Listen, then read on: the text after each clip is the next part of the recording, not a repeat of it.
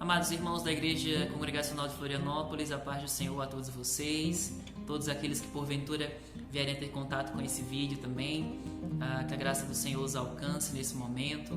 Eu quero aproveitar a oportunidade que temos diante desses meios de comunicação para compartilhar com vocês uma palavra que se encontra lá em Atos, capítulo 28, os versículos 30 e 31.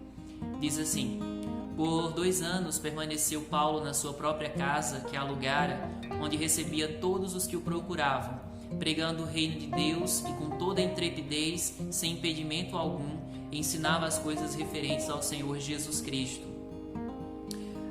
Conhecendo um pouco da história de Paulo, que vem sendo narrada nos capítulos anteriores a esse, o texto fala então que Paulo estava em Roma.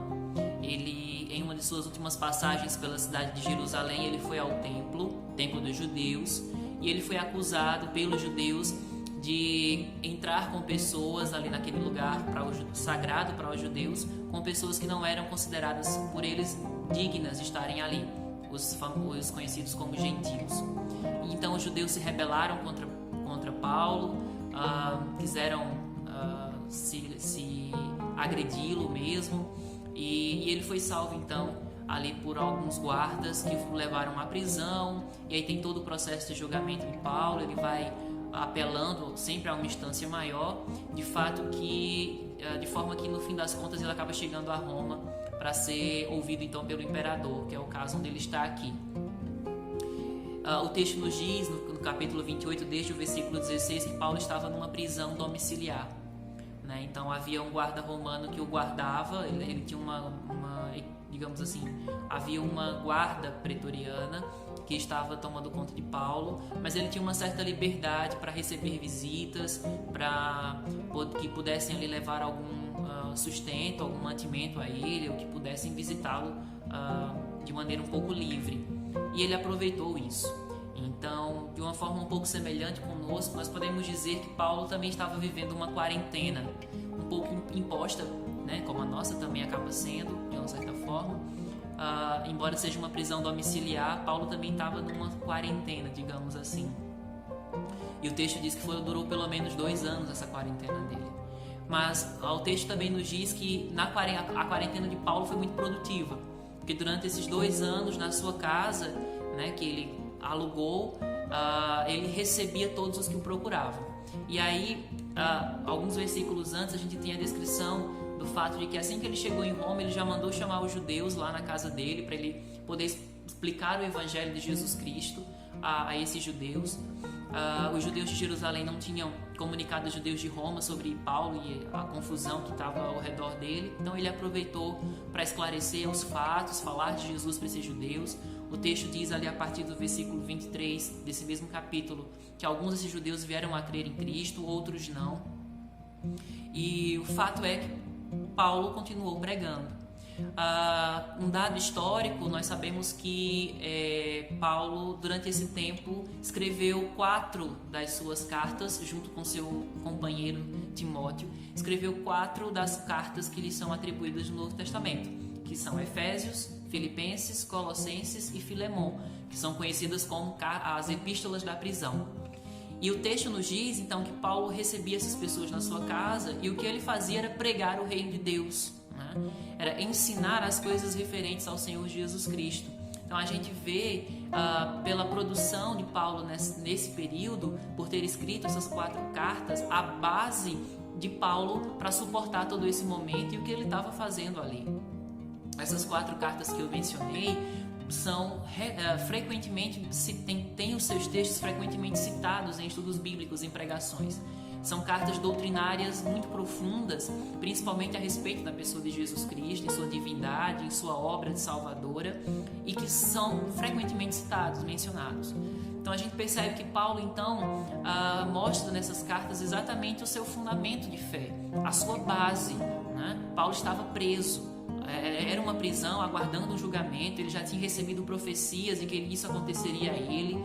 Ele já saiu de Éfeso, se você ler o capítulo 20 de Atos, dizendo que a única certeza que ele tinha sobre os próximos passos da sua vida é que o que lhe esperava eram cadeias, eram prisões, né? Então a situação de Paulo, o contexto de Paulo, apesar de uma prisão domiciliar com certa liberdade para receber visitas, havia uma certa tensão, mas isso não limitou Paulo de exercer o seu ministério, isso não privou Paulo de permanecer sendo uma bênção. Tanto que mesmo em sua prisão, ele escreve a carta aos Efésios, carta essa onde nós temos o relato ali no capítulo 1, um hino belíssimo que diz, que mostra exatamente todas as bênçãos espirituais que nos acompanham no passado, quando antes da fundação do mundo, Deus predestinou, né? Quando antes da fundação do mundo, Deus preparou já o plano da salvação para a humanidade. Quando no presente o texto fala que aqueles que já são cristãos, que já se arrependeram dos seus pecados, já entregaram sua vida a Cristo, que vivem com Jesus como seu Salvador e Senhor, essas pessoas no presente já são abençoadas por Cristo, porque Ele sustenta todas as coisas, a vida converge para Ele. Ele cuida dos seus e ainda mostra uma perspectiva das bênçãos futuras quando ele diz que nós temos o Espírito Santo, nós somos selados com o Espírito Santo e que essa é a garantia de que nós seremos então resgatados por Deus como sua propriedade.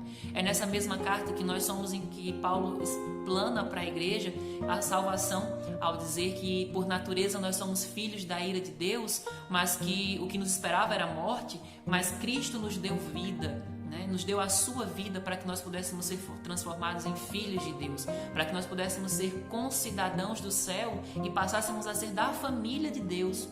É na carta aos Filipenses que, por uma, entre aspas, ironia, conhecida como Carta da Alegria, escrita nesse contexto, Paulo vai dizer aos irmãos que, diante de toda essa compreensão espiritual, de perspectiva eterna, que para ele o morrer é lucro e o viver é Cristo. Que o que ele desejaria era estar com Cristo, mas por causa do cuidado com as igrejas, ele ainda entende que ele precisa permanecer na carne para ajudar o povo de Deus e continuar falando de Jesus.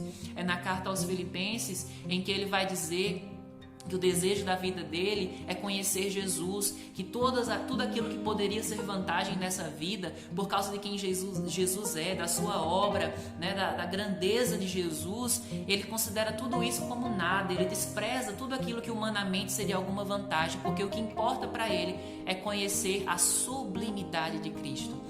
E ele persegue então esse alvo, esse prêmio que é estar com Jesus. É na carta aos Colossenses onde nós vamos ver que ele diz que Jesus ele é o princípio, tudo foi criado por meio dele, tudo permanece organizado, estruturado por causa dele, pela força da sua palavra, e todas as coisas convergem para ele. Deus fez com que todas as coisas convergissem em Cristo Jesus, e em Cristo Jesus tudo foi redimido nos céus e na terra. Então, a Filemon, Paulo lembra exatamente que na prática nós devemos viver isso. Filemon tinha um escravo que fugiu e foi para Roma. Em Roma, nessa época, conhece Paulo, se converte, crê em Cristo Jesus e quer voltar para o seu antigo senhor. Então Paulo recomenda a Filemon que o receba de volta, assim como ele foi perdoado em Cristo Jesus, mesmo tendo errado, arrependido, recebeu perdão, que agora Filemon possa receber Onésimo de volta, não como escravo fugido, mas como irmão na fé.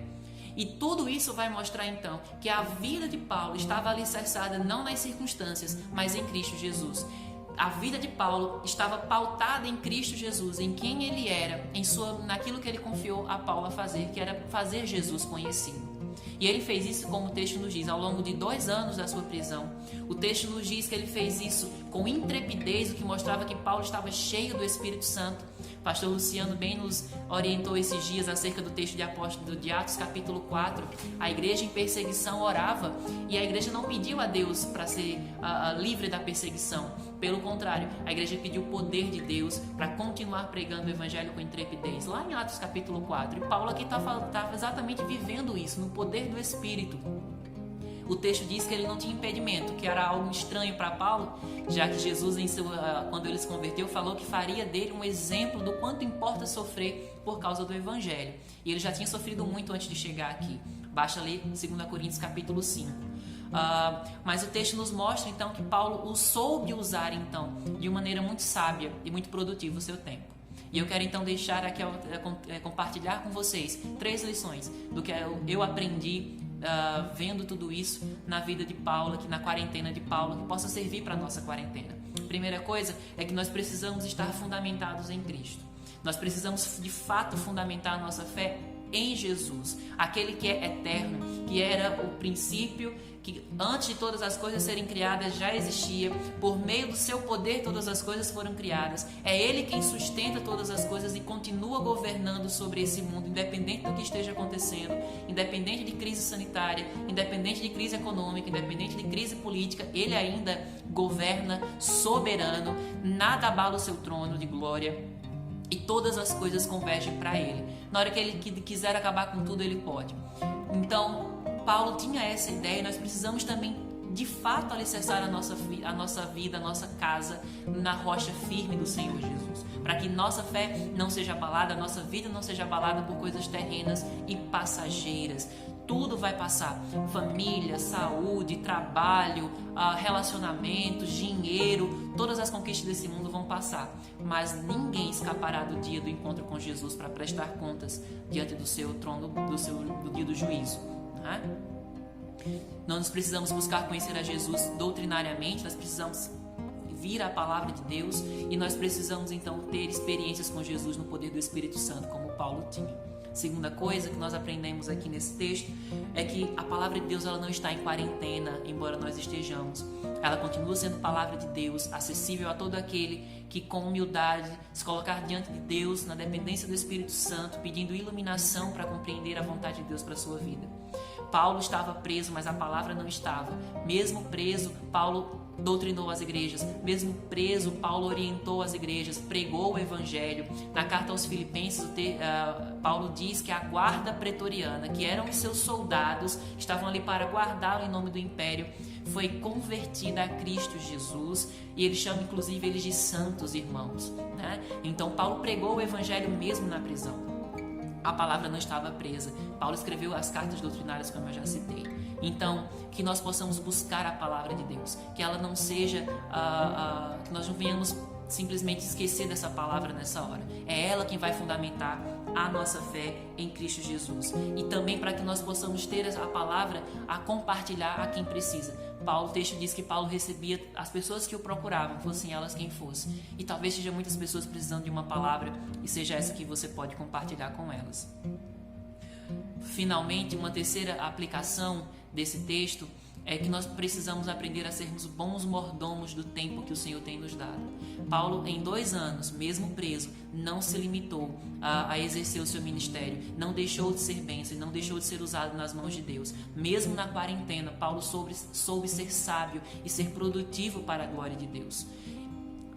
Muitas pessoas muitas vezes dizem que é difícil manter uma vida espiritual regrada, uma vida devocional ativa, firme, porque estamos no ativismo, tudo é o ativismo, né? Mas está aí a quarentena para provar a muitos que não é questão de falta de tempo, mas é uma questão de inversão de prioridades. Que nós possamos refletir nesse momento o que temos feito com o nosso tempo e o que temos de fato produzido por meio dele. Se nós temos produzido simplesmente coisas vãs, ou se temos usado de maneira sábia para a glória de Deus. Paulo investiu em relacionamentos estratégicos ali, pregou aos membros da guarda.